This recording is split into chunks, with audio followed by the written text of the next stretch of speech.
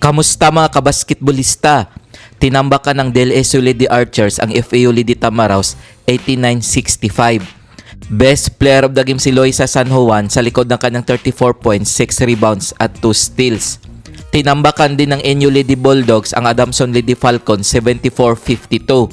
Best player of the game si Angel Surada sa likod ng kanyang 14 points, 6 rebounds, 3 assists at 4 steals.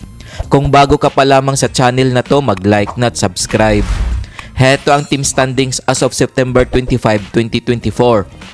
NU Lady Bulldogs 5 wins 0 loss. UST Golden Tigresses 3 wins 1 loss. Adamson Lady Falcons 3 wins 2 losses. UP Fighting Maroons 2 wins 2 losses.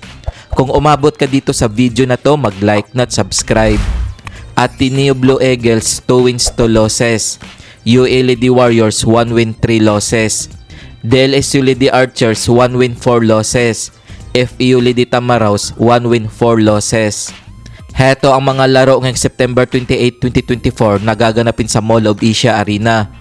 Maglalaban ang UP Fighting Maroons at Adamson Lady Falcons alas 11:30 ng umaga. Maghaharap naman ang NU Lady Bulldogs at UA Lady Warriors alauna 1:30 ng hapon.